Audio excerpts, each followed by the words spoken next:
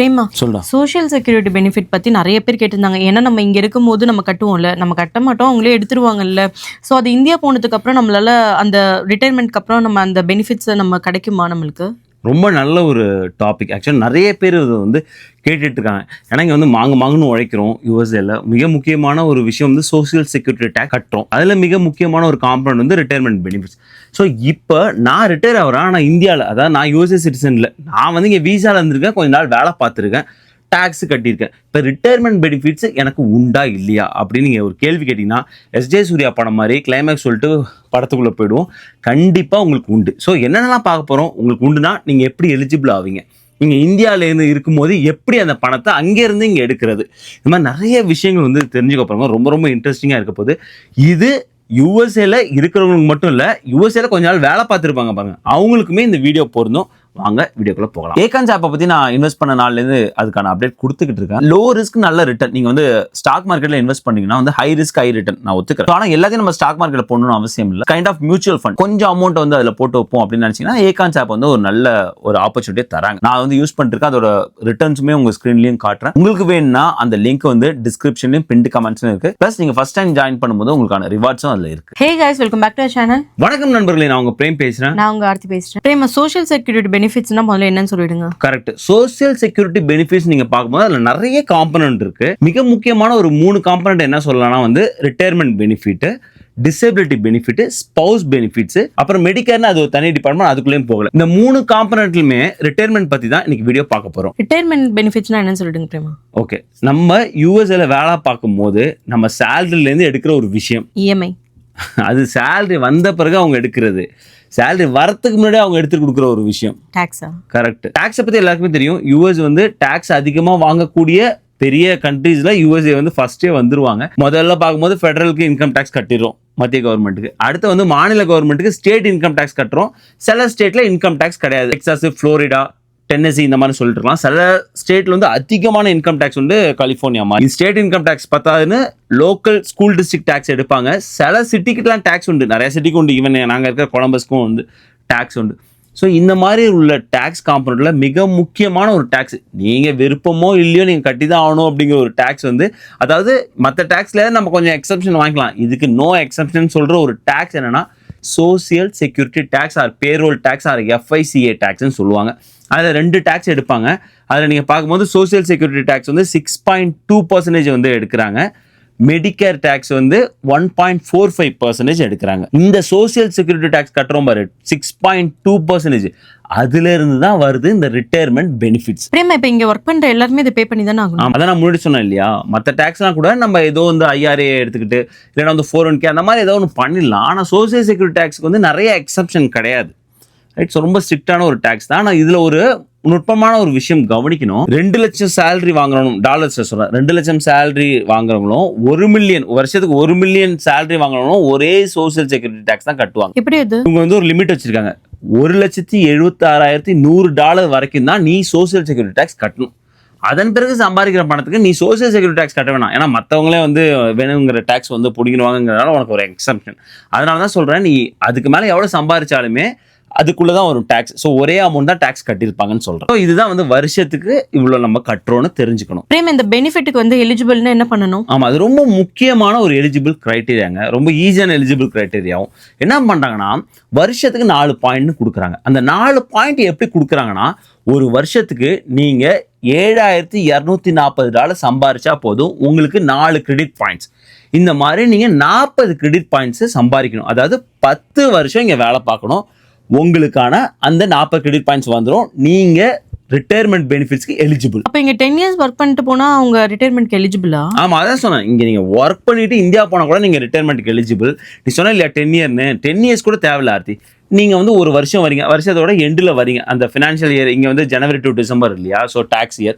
So அந்த tax year எண்டில் வரீங்க, ஒரு டிசம்பர் இல்லை நவம்பர் வாக்கில் வரீங்க. அந்த 1 or 2 months நீங்கள் $7,240 மேஜிக் நம்பரை சம்பாதிச்சிருங்க. ஆப்வியஸாக நீங்கள் ஐடியில் இருக்கும்போது 1 month சேலரி அதுக்குள்ளே வந்துடும். அப்படி நீங்கள் அதாவது உங்களுக்கான சேலரி தான் நான் சொல்கிறேன். ஸோ நீங்கள் அப்படி சம்பாதிக்கும் போது அந்த வருஷம் நீங்கள் ஃபுல்லாக இல்லைனாலுமே நீங்கள் அந்த வருஷம் 4 பாயிண்ட்ஸ் வாங்குறீங்க. ஸோ நீங்கள் 10 இயர்ஸும் ஃபுல்லாக இருக்கணும்னு அவசியம் இல்லை. அந்த ஒரு நீங்கள் இருக்கிற அந்த 1 இயரில் இவ்வளோ சம்பாரிச்சா போதும், உங்களுக்கு 4 பாயிண்ட்ஸ் வந்து. உடனே எல்லாருக்கும் டவுட் வரும், இது வரைக்கும் நான் எவ்வளோ பாயிண்ட்ஸ் வாங்கியிருப்பேன்னு. ரொம்ப சிம்பிள். ssa.gov போனீங்கன்னா அதில் மை அக்கௌண்ட் இருக்கும். நீங்கள் அங்கே போய் லாகின் பண்ணிங்கன்னா நீங்கள் இது வரைக்கும் எவ்வளோ பாயிண்ட்ஸ் நீங்கள் கேதர் பண்ணியிருக்கீங்க அவங்கள்ட்ட இருந்து ஈஸியாக கண்டுபிடிச்சிடலாம். 3 டைப் ஆஃப் லாகின் கொடுக்குறாங்க. Login with social security user name or ஐடிமி இருந்தாலும் அதுலேயும் லாகின் பண்ணிக்கலாம். லாகின்.gov வச்சு லாகின் பண்ணிக்கலாம். இந்த மாதிரி நிறைய கொடுக்குறாங்க. ரொம்ப சிம்பிள். உங்களோட எஸ்எஸ்என் நம்பர் இருந்தால் போதும், ப்ளஸ் உங்கள் ஐடி ப்ரூஃப் இருந்தால் போதும். நீங்கள் லாகின் பண்ணிட்டு இது வரைக்கும் நீங்கள் எவ்வளோ பாயிண்ட்ஸ் வச்சிருக்கீங்கன்னு பார்த்துக்கலாம். பிரேமா, இது கண்டிப்பாக எல்லாருமே பண்ணணும்ல? கண்டிப்பாக. நீங்கள் இது வரைக்கும் நீங்கள் 2-3 வருஷம் யூஎஸ்ல இருந்திருக்கீங்க, நான் இது வரைக்கும் இந்த ஒரு வெப்சைட் பார்த்தே இல்லைனா தயவு செஞ்சு இன்னைக்கே ஒரு அக்கௌண்ட் கிரியேட் பண்ணி பார்த்துருங்க. அது ஏன் ரொம்ப முக்கியம்னா அட்லீஸ்ட் வருஷத்துக்கு ஒரு தடவையாவது இதை ரிவ்யூ பண்ணிடுங்க. ஏன்னா சில நேரங்களில் ரொம்ப சில நேரங்களில் நீங்கள் போன வருஷம் சம்பாதிச்சது சரியான விதத்தில் அவங்க ரிப்போர்ட் பண்ணாமல் விட்டுருக்கலாம். ஒரு வேளை அப்படி விடும்போது உங்களோட 4 பாயிண்ட்ஸ் மட்டும் போகல, அந்த வருஷம் நீங்கள் கட்டின டேக்ஸுமே மிஸ் ஆகுது. ஸோ அதனால் பீரியாடிக்காக வருஷத்தில் ஒரு தடவை நீங்கள் ரிவ்யூ பண்ணி போன வருஷம் நம்ம பாயிண்ட்ஸ் வந்துச்சா அப்படிங்கிற ரிவ்யூ பண்ணுறது ரொம்ப யூஸ்ஃபுல்லாக இருக்கும். கண்டிப்பாக பண்ணணும். பிரேம், இப்போ சப்போஸ் யாராவது எலிஜிபிளாக இருக்காங்கன்னா அவங்க எப்போ இந்த ரிட்டைர்மெண்ட் பெனிஃபிட்ஸை வாங்கலாம்? நல்ல கேள்வி. இப்போ வந்து 62ங்கிறது early retirement age, right? 67 full retirement age, 70ங்கிறது டிலே ரிட்டையர்மெண்ட் ஏஜ்னு வச்சிருக்காங்க. அதாவது 62ல் நீங்கள் ஏர்லியாகவே ரிட்டையர்மெண்ட் போயிடலாம் உங்களுக்கு. அதாவது நீங்கள் எலிஜிபிள் இந்த பெனிஃபிட்ஸு. சப்போஸ் நீங்கள் 40 பாயிண்ட்ஸ் வச்சிருக்கீங்கன்னா நீங்கள் எலிஜிபிள். அந்த ஒரு கால்குலேஷன் போட்டு உங்களுக்கு கையில் கொடுத்துருவாங்க, இவ்வளோ மாதம் வருதுன்னு. ஆனால் நீங்கள் போனீங்கன்னா உங்களுக்கான அந்த பணம் வரக்கூடிய அமௌண்ட் வந்து குறையும். ஒரு 5-6% 6% குறையலாம். வேறஸ் நீங்கள் 67 போகும்போது உங்களுக்கான அந்த ஃபுல் பெனிஃபிட் கிடைக்கும். ஸோ அதான் சொல்கிறாங்க, early retirement age, full retirement age, delay retirement age. அது என்ன சொல்கிறாங்கன்னா 70 வயசுனா நீங்கள் அதுக்கப்புறம் 3 வருஷம் டிலே பண்ணிங்கன்னா ஒவ்வொரு வருஷத்துக்கும் 8% உங்களுக்கு அதிகமான கிரெடிட், டிலேட் கிரெடிட்னு கிடைக்கும். ஆப்வியஸாக வந்து 70 வயசு வரைக்கும் அப்படிலாம் யாராவது போவாங்கன்னு தெரியல. பட் நிறைய பேர் இங்கே பண்ணுவாங்க அந்த மாதிரி. பிகாஸ் இங்கே வந்து உங்களுக்கு லைஃப் ஸ்பேன் வந்து அதிகமாக இருக்குல்ல. ஸோ அதனால தான் அந்த மாதிரி வந்து வச்சுருக்காங்க. பட் இந்த ஒரு 3 ஆப்ஷன் இருக்குது. நீ கேட்குற கேள்விக்கு கண்டிப்பாக 62 ஆயிருக்கணும். அதுக்கு முன்னாடி நீங்கள் எடுக்க முடியாது. வேறு பெனிஃபிட்ஸ் இருக்குது, அது நம்ம அப்புறம் பார்ப்போம். ஸ்பௌஸ் பெனிஃபிட்ஸ், டிசபிலிட்டி பெனிஃபிட்ஸ் வேறு இருக்குது. பட் ரிட்டையர்மெண்ட் பெனிஃபிட்ஸ்னு பார்க்கும்போது நீங்கள் 62 குறைந்தபட்ச உங்களோட ஏஜ் ஆயிருக்கணும் நீங்கள் இந்த பெனிஃபிட்ஸை வாங்குறதுக்கு. சரி பிரேமா, அது என்ன கால்குலேஷன்? அந்த கால்குலேஷன் வந்து ரொம்ப குழப்பமான ஒரு சிம்பிளான கால்குலேஷன். அதுக்குள்ளே நம்ம போக வேணாம். பட் என்ன கால்குலேஷன் வச்சுக்கணும்னா, நீங்கள் இங்கே ரிட்டையர்மெண்ட்டுக்கு முன்னாடி ஆர் நீங்கள் எப்போ எடுக்க போகிறீங்க, இப்போ 62 வயசில் எடுக்கிறீங்கன்னா அதுக்கு முன்பு 35 வருஷம் நீங்கள் வேலை பார்த்த ஹையஸ்ட் சேலரியை எடுத்துப்பாங்க. சப்போஸ் 35 இயர்ஸ்க்கு மேலே வேலை செஞ்சிருந்தா? நல்ல கேள்வி. யாரோ ஒரு நபர் வந்து விவேகமாக ஒரு 25 வயதுலேயே வந்து வேலைக்கு சேர்றாரு. விடாமுயற்சியாக 65 வயசு வரைக்கும் வேலை பார்க்குறாருன்னு வச்சுப்போமே. அப்போ எப்படி 40 வருஷமாக வந்து விசுவாசமாக அங்கே வேலை பார்க்குற அந்த பையனால் அந்த 40 வருஷம் எடுக்க முடியாது. 35 வருஷத்தை மட்டும் தான் எடுத்துட்டு மீதி 5 வருஷத்தை சாமிக்கு விட்டுருவாங்க. பாவம் ஆசாசியாக அவ்வளோ தூரம் நமக்கு 40 வருஷம் வரும்னு நினச்சி பார்த்து பார்ப்பல. ஆனால் அப்படி வராது. ஏன்னா அவங்க கொடுக்குற கால்குலேஷனில் 35 வருஷம் தான் எடுக்கிறாங்க. இப்போ 40 வருஷம் வேலை பார்த்துருக்காங்கன்னு வச்சுக்கோங்க. அதில் 35 வருஷம் ஹையஸ்ட் சேலரி இருப்பாங்கல்ல, அதை எடுத்துப்பாங்க. அதை எடுத்துகிட்டு கால்குலேட் பண்ணி உனக்கு மாதம் இவ்வளோ வரும்பா அப்படிங்கிறத சொல்லுவாங்க. இது கண்டிப்பாக வந்து தெரிஞ்சுக்கணும். சப்போஸ் இப்போ யாராவது வந்து ஒரு 10 இயர்ஸ் 15 இயர்ஸ் அப்படி தான் ஒர்க் பண்ணியிருக்காங்கன்னா? அது நல்ல கொஸ்டின். இப்போ வந்து அதிகமாக வேலை பார்த்தா சாமி கூட்டுறாங்க. இப்போ கம்மியாக வேலை பார்க்கும்போது என்ன பண்ணுறாங்கன்னா, கம்மியாக வேலை பார்த்தீங்க இப்போ ஒரு 15 வருஷம்னு வச்சுப்போமே. ஒரு நபர் வந்து இங்கே 15 வருஷம் கான்ட்ரிபியூட் பண்ணியிருக்காங்க சோஷியல் செக்யூரிட்டி டேக்ஸுக்கு. இப்போ 62 வயசில் போய் நிற்கிறாங்க, எனக்கு வந்து பெனிஃபிட்ஸ் வேணும் அப்படின்னு கேட்குறாங்கன்னா 35 எடுத்துப்பாங்க. அதில் 15 வருஷம் உங்களோட சேலரியை போட்டுப்பாங்க. மீதி உள்ள 20 வருஷத்துக்கு 000ன்னு உங்கள் சேலரி போட்டு அதுக்கு ஆவரேஜ் பண்ணி தான் உங்களுக்கு கால்குலேஷன் வரும்.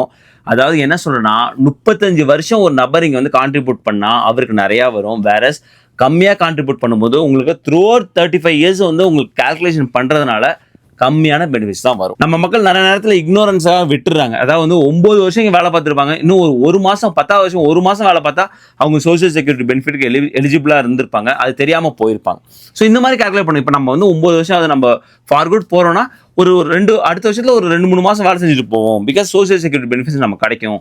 இந்த மாதிரி நிறைய வந்து ஆப்ஷன்ஸ் இருக்குது. சப்போஸ் நீங்கள் இப்போ யூஎஸ்ஏல விட்டு போயிட்டீங்க, ஒரு 8-9 வருஷம் அங்கே வேலை பார்த்துருக்கீங்க, யூஎஸ்ஏ விட்டு இந்தியாவுக்கு போயிட்டீங்கன்னு வச்சுங்களேன். இன்னொரு ஆப்ஷன் கிடைச்சா வந்து ஒரு 2-3 வருஷம் வேலை பார்த்துருப்போங்க. பிகாஸ் சோஷியல் செக்யூரிட்டி பெனிஃபிட்ஸ் நீங்கள் எலிஜிபிளாக இருப்பீங்க.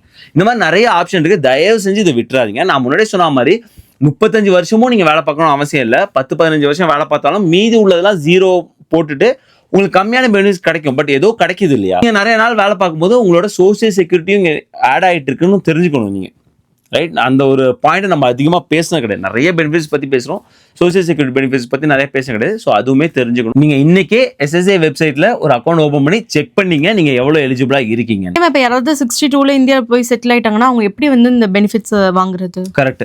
ஸோ அமெரிக்கன் சிட்டிசனாக இருக்கும்போது நோ ப்ராப்ளம். ஸோ அந்த ஒரு கேஸுமே எடுத்துருவோம். நிறைய பேர் கேட்கறது வந்து இப்போ வந்து கிரீன் கார்டாக இருக்கும் போதும் அந்த ஒரு கேஸுமே வந்து ஸ்ட்ரெயிட் ஃபார்வர்ட் தான். நிறைய பேர் கேட்கறது, நான் வந்து USA வீசாவில் ஏதோ H1B வீசாவில் வேலை பார்த்துருக்கேன், ஒரு 20 வருஷம் வேலை பார்த்துருக்கேன், அப்புறம் வந்துட்டேன்ப்பா ஃபார் குட்னு இந்தியாவில் வந்து விவசாயம் பண்ணி விவேகமாக நான் வந்து செயல்பட்டு நான் பெரிய ஆள் ஆகிட்டேன். ஆனால் இப்போ என்னோட பெனிஃபிட்ஸ், இப்போ நான் ரிட்டைர்மெண்ட் ஏஜ், நான் ஜாலியாக என்ஜாய் பண்ண என்னோட பெனிஃபிட்ஸ் இருக்கா, அது நான் எப்படி எடுக்கிறது, நான் எலிஜிபிளா அப்படிங்கிற கேள்விக்கு நீங்க எலிஜிபிள். சிம்பிள். நிறைய பேர் கேட்கறது வந்து, நிறைய கூகுள் சர்ச் பண்ணாலே என்ன சொல்லுவாங்கன்னா, நான் யூஎஸ்ஏ சிட்டிசன்னா நீங்க வந்து 6 மந்த் தான் நீங்க வெளில இருந்து வாங்க முடியும் சோசியல் செக்யூரிட்டி பெனிஃபிட்ஸ், அதுக்கப்புறம் நீங்க வந்து வாங்க முடியாது, நீங்க கண்டிப்பா USA வரணும்னு சொல்லுவாங்க. ஆனா இந்தியா வந்து லிஸ்ட் 4 கண்ட்ரீஸ்ல இருக்காங்க, அவங்களுக்கு எக்ஸம்ட் இருக்கு. நீங்க திரும்ப USAக்கு வரணும்னு அவசியம் இல்லை. நீங்க USAக்கு வெளில இருந்தே உங்க பெனிஃபிட்ஸை வாங்கிட்டு இருக்கலாம். நீங்க வந்து கூகுள் சர்ச் பண்ணி கன்ஃபியூஸ் பண்றாங்க, அந்த ஒரு லிங்க்கும் கொடுக்குறேன், அந்த PDF கொடுக்குறேன். இந்தியா வந்து அதுல இருக்காங்க. So eligible. வெளியில இருந்து எப்படி இனிஷியேட் பண்றது? ஆமா, கரெக்ட். ஸோ வெளில இருந்து எப்படி இனிஷியேட் பண்றது, நிறைய ஆப்ஷன்ஸ் இருக்கு. ஒன்னு, சப்போஸ் நீங்க initiate very first time initiate சொல்றேன், நீங்க 62 வயசு ஆயிடுச்சு, நீங்க எலிஜிபிள், ஏதோ ஒரு பணம் வரப்போகுது, நான் இப்போ எப்படி போய் SSAக்கு, அதாவது சோசியல் செக்யூரிட்டி அட்மினிஸ்ட்ரேஷன் போய் இதான் என்னோட SSN மாசம் மாசம் எனக்கு வர வேண்டிய ரிட்டைர்மெண்ட் பெனிஃபிட்ஸை போடுங்கன்னு இனிஷியேட் பண்றது நீங்க கேட்டீங்கன்னா, ரொம்ப சிம்பிள் ஆப்ஷன். USA வர முடிஞ்சுதான் வந்துட்டு இங்க உள்ள SSA ஆஃபீஸ் எல்லா இடத்துலையுமே இருக்கு, சோசியல் செக்யூரிட்டி அட்மினிஸ்ட்ரேஷன் ஆஃபீஸ், அங்கே விசிட் பண்ணி நீங்க ஆரம்பிச்சிடலாம். ரொம்ப சிம்பிள் ஆப்ஷன். இல்லை USA என்னால் வர முடியாது, வீசா இல்லை, அது இல்லை அப்படின்னா வந்து இன்னொரு சிம்பிள் ஆப்ஷன் வந்து USAக்கு வெளியே உள்ள SSA ஆஃபீஸ் எங்கே இருக்கோ அங்கே போய் நீங்கள் இனிஷியேட் பண்ணலாம். நமக்கு அருகாமையில் அன்ஃபார்ச்சுனேட்லி இப்போதைக்கு இந்தியாவில் USAவோட சோசியல் செக்யூரிட்டி அட்மினிஸ்ட்ரேட்டிவ் ஆஃபீஸ் இல்லை. பட் கூடிய விரைவில் ஹைதராபாத்தில் வச்சிருவாங்கங்கிற நம்பிக்கை எனக்கு இருக்குது. அதாவது ஒரு 5 to 10 வருஷத்துக்குள்ளே வச்சிருவாங்க, ஏன்னா அங்கே தேவை அதிகம் ஏற்படும். இப்போதைக்கு வந்து பிலிப்பைன்ஸில் இருக்குது. ஸோ நீங்கள் பிலிப்பைன்ஸில் உள்ள SSA ஆஃபீஸ்க்கு போயிட்டு உங்களோட ரொம்ப முக்கியம் சோசியல் செக்யூரிட்டி நம்பர், அந்த கார்டு எடுத்துகிட்டு போகணும், ப்ளஸ் உங்களோட எல்லா ஐடி ப்ரூஃபு, என்னெல்லாம் ப்ரூஃப் இருக்கோ எல்லாத்தையும் எடுத்துகிட்டு போயிட்டு அங்கே நீங்கள் இனிஷியேட் பண்ணிக்கலாம். அதன் பிறகு வந்து மாதம் மாதம் உங்கள் அக்கௌண்ட்டில் வந்து விழுந்துடும். இதுக்கு USA அக்கௌண்ட் வேணுமா இல்லை இந்தியா அக்கௌண்ட்லேயே போட்டுருவாங்க? சூப்பரான கொஸ்டின். ஏன்னா நிறைய பேர் இது கேட்குறாங்களே, இங்கேருந்து நான் போனாலுமே USA அக்கௌண்ட்டை வந்து மெயின்டைன் பண்ணுமா? பல நேரங்களில் நீங்கள் மெயின்டைன் பண்ணுங்கிற ஒரு ஆப்ஷன் வரும், பிகாஸ் அதர் பெனிஃபிட்ஸ், அது ஒரு விஷயம். ஆனால் நீங்கள் இந்த SSA அப்படின்னு மட்டும் வச்சு கேட்டிங்கன்னா, என்னோட ரிட்டைர்மெண்ட் பெனிஃபிட்ஸ்க்காக நான் மெயின்டைன் பண்ணணும்னா அவசியம் கிடையாது. கண்டிப்பாக USA அக்கௌண்ட் ரொம்ப ஸ்ட்ரெயிட் ஃபார்வர்டாக அவங்க போட்டுருவாங்க. பட் இந்தியா அக்கௌண்ட்டும் எலிஜிபிள். அதுக்கு ஒரு ஃபார்ம் இருக்கும், உங்கள் ஸ்க்ரீன்லையும் காட்டுறேன், அந்த ஃபார்மையும் குறிப்பிடுறேன். அந்த ஃபார்ம் நம்பர் எனக்கு சரியா தெரியல. அந்த படிவத்தை நீங்கள் வந்து பூர்த்தி செஞ்சு அவங்கள்ட்ட கொடுக்கும்போது அதன் பிறகு உங்களோட இந்தியா அக்கௌண்ட்லேயே வந்து விழும். ஸோ இந்தியாவுக்கும் USAக்குமான அந்த அக்ரிமெண்ட் அப்படி இருக்குது, நல்ல வேலை. ஸோ அதனால் நீங்கள் இந்தியா அக்கௌண்ட்டுமே எலிஜிபிள் தான். அப்புறம் மாதம் நீங்கள் வந்து உங்களோட அதை கன்வெர்ட் பண்ணி அன்னைக்கு ரேட்டுக்கு, மார்க்கெட் ரேட்டுக்கு, இப்போ சப்போஸ் உங்கள் மாதம் நீங்கள் வந்து $600 எலிஜிபிள்னா, $600 அன்னைக்கு $100 அப்படின்னு வச்சுட்டா $60,000 உங்கள் அக்கௌண்ட்டில் வந்து விழுந்துடும். ஸோ இது வந்து சிம்பிள். பட் அந்த ஸ்டெப்பை மட்டும் இனிஷியேட் பண்ணும், அதுதான். இன்னொரு விஷயம் நான் சொல்லிக்கிறேன். சப்போஸ் வந்து நிறைய பேர் என்ன பண்ணிப்பாங்கன்னா, இங்கே USAல கொஞ்சம் வேலை பார்த்துருப்பாங்க, கனடாவில் கொஞ்சம் வேலை பார்த்துருப்பாங்க. கனடாலையுமே பென்ஷன் பிளான் இருக்குது, CPPன்னு நினைக்கிறேன், அங்கேயுமே வந்து கட்டிக்கிட்டே வந்திருப்பாங்க, இங்கேயும் கட்டியிருப்பாங்க. நான் USAல 10 வருஷம் வேலை பார்க்கல அப்படின்னு நீங்கள் கேட்டிங்கன்னா, டோட்டலைசேஷன் அக்ரிமெண்ட் இருக்குது USAக்கும் கனடாக்கும். ஸோ அதனால் நீங்கள் ரெண்டுமே சேர்த்து 10 வருஷம் வேலை பார்த்தீங்கன்னாலும் நீங்கள் எலிஜிபிள். ஸோ அந்த ஒரு விஷயமும் இருக்குது. அது வந்து நிறைய கண்ட்ரிஸோட அந்த ஒரு அக்ரிமெண்ட் இருக்குது. நான் சைடில் குறிப்பிடுறேன். சப்போஸ் நீங்கள் வந்து அந்த கண்ட்ரிலையும் வேலை பார்த்தீங்க, USAலையும் வேலை பார்த்தீங்கன்னா, யூ மே பி எலிஜிபிள். நீங்கள் 10 வருஷம் இங்கே வேலை பார்க்கலனா கூட நீங்கள் ரெண்டுத்தையும் சம்ம பண்ணி பார்க்கும்போது 10 வருஷம் இருக்கும்போது நீங்கள் you may be eligible. So அந்த ஒரு விஷயமும் இருக்குது. இதுலேயே நமக்கு தெரிய வருது, சோசியல் செக்யூரிட்டி டேக்ஸ் கட்டுறது கொஞ்சம் பெனிஃபிட்ஸ் இருக்குது.